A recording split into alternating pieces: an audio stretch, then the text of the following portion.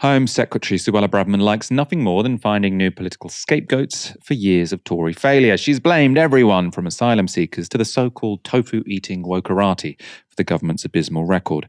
Now, she's landed on a new target, with the FT's Whitehall editor posting this on social media.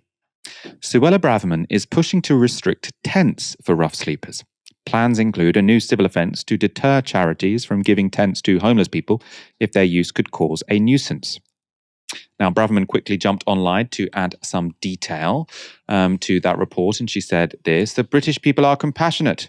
We will always support those who are genuinely homeless, but we cannot allow our streets to be taken over by rows of tents occupied by people, many of them from abroad, living on the streets as a lifestyle choice. God, there are so many dog whistles in that sentence. It's unbelievable. It's not funny, obviously. It's very depressing and miserable. But just Suella Braverman, you can just imagine. Oh, maybe I could we add some of them are foreign?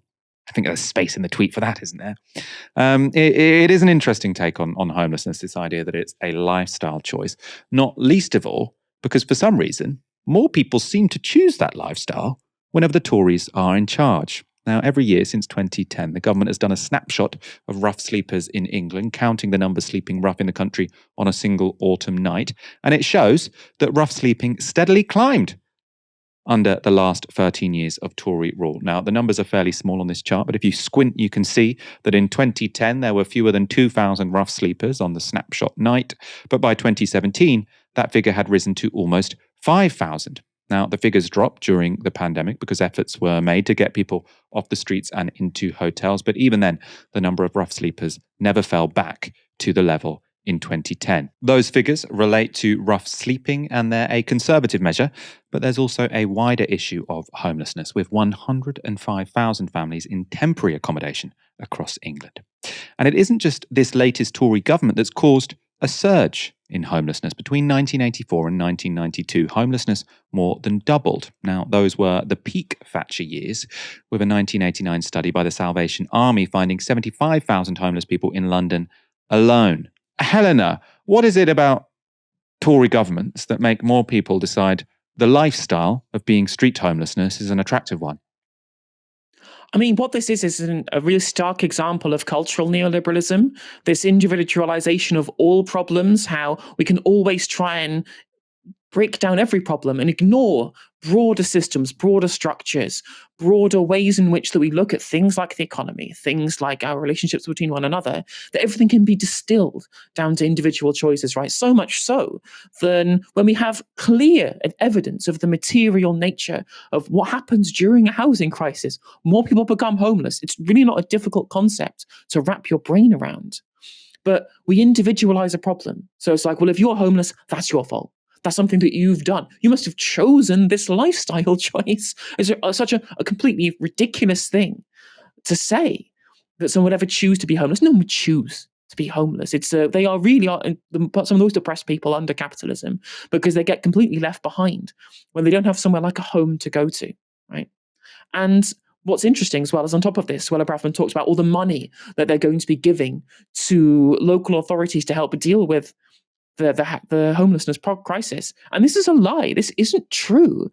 There was an article that was in The Guardian a few days ago talking about how local authorities are asking for 100 million extra pounds to be able to deal with what is essentially going to be a homelessness catastrophe, as continued austerity, continued lack of funds for councils has meant that, in conjunction with this rise in homelessness, their homelessness provision has completely collapsed. They don't have enough money to be able to do it in the first place, and now we're seeing a massive rise in homelessness. They can't deal with that either.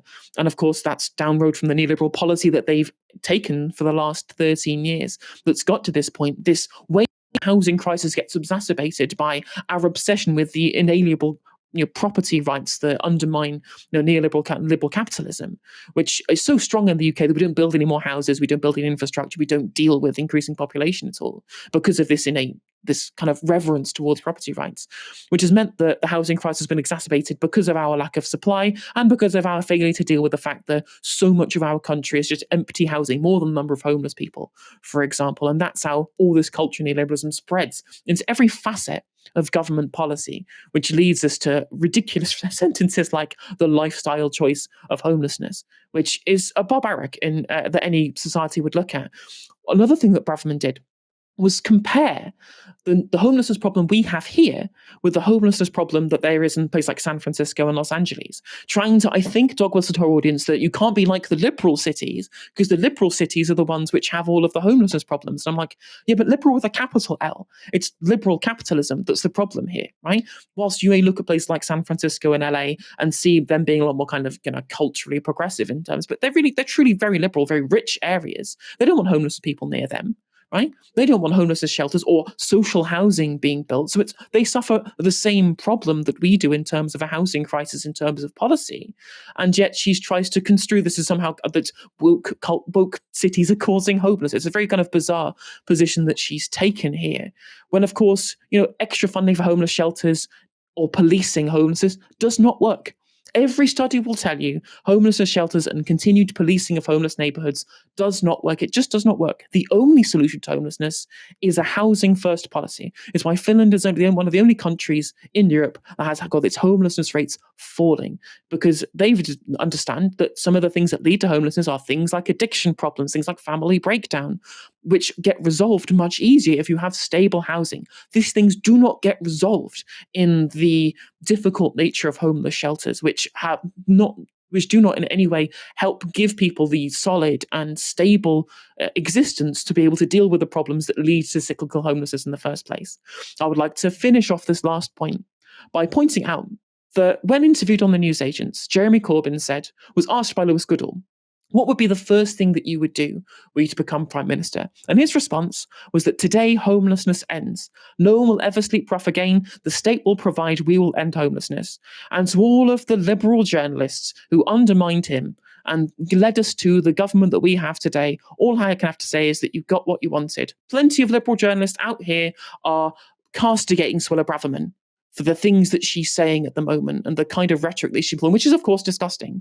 But at the end of the day, these people helped undermine the opposition to this, who would have ended homelessness immediately, would have gone into the process of ending homelessness. And it is incredibly depressing to think what we could have had.